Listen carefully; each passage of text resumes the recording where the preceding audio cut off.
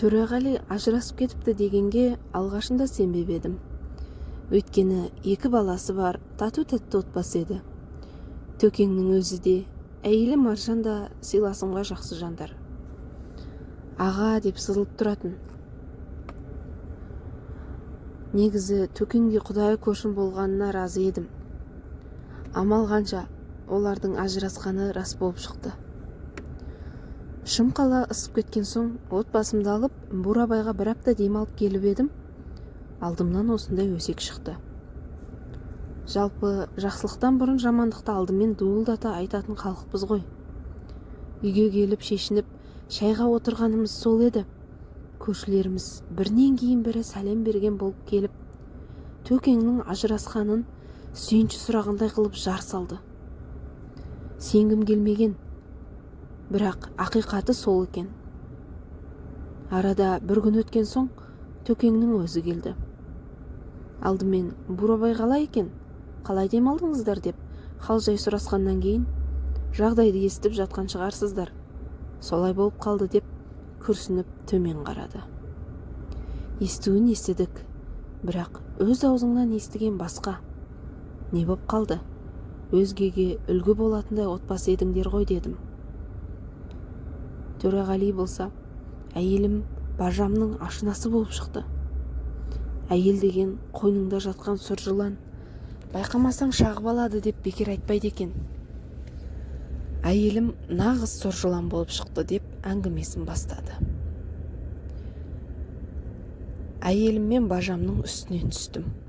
Ұстап алдым. Жағдай осы. Ондай әйелмен қалай өмір сүруге болады?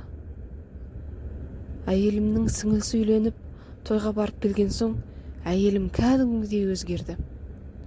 Сіңілісінің күйеуі, яғни бажам жайлы жиі айтатын болды. Қандай көрікті жігіт, қандай іскер.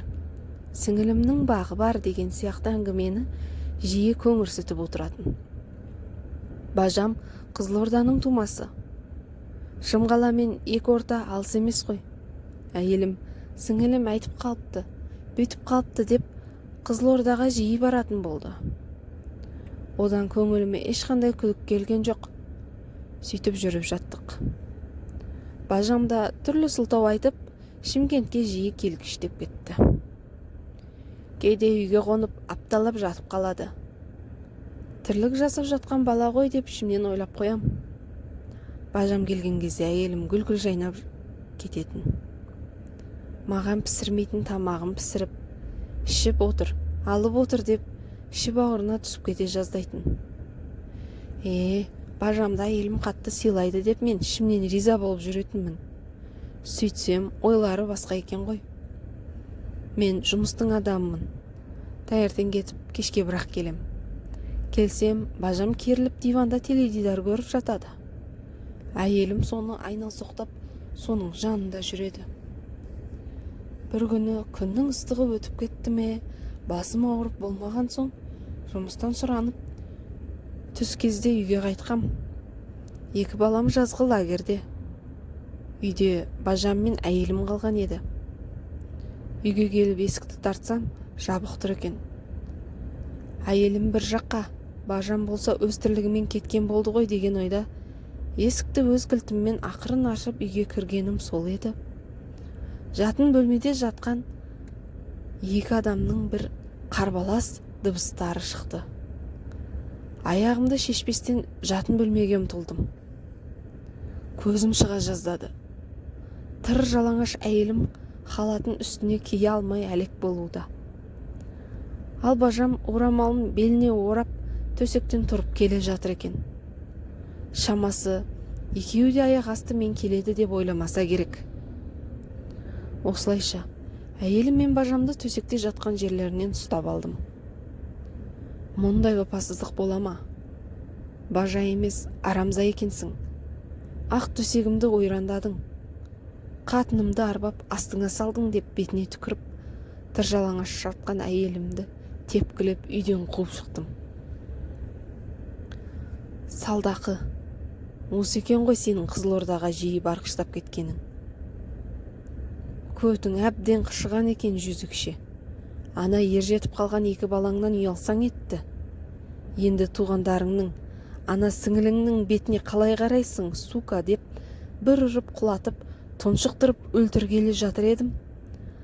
Айғай-шуды естіген көршілер жүгіріп келіп бізді ажыратты. Әйтпегенде ақ төсегімді арамдаған әйелімді расында өлтіріп тастайын деп едім. Менде кінә жоқ. Ана бажаң мені арбап, алдап астына салды. Басымды дуалап тастады ма білмеймін. Оның айтқанына көніп, дегенін істей беретін күйге түстім. Оның ойнасы болып қалғанымды білмей қалдым. Енді оны үйге жолатпа.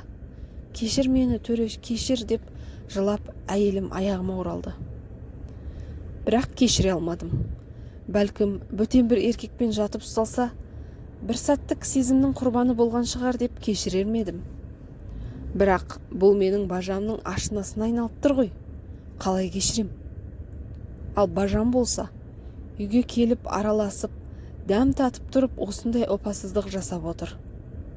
Ол екеуін кешіруге бола ма? Әрине жоқ.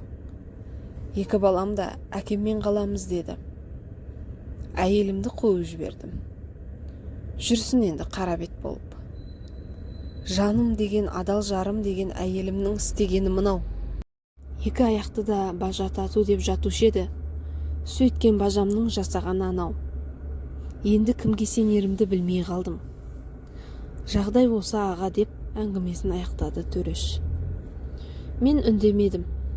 Тек Төрештің айтқанын жөн деп қостай бердім. Сіз не дейсіз, құрметті оқырман? Әйелдікі түсінікті, жылы сөзге арбалып түсіп қалған шығар. Ал бажаның иттік жасағаны дұрыс па? Қалай ойлайсыздар?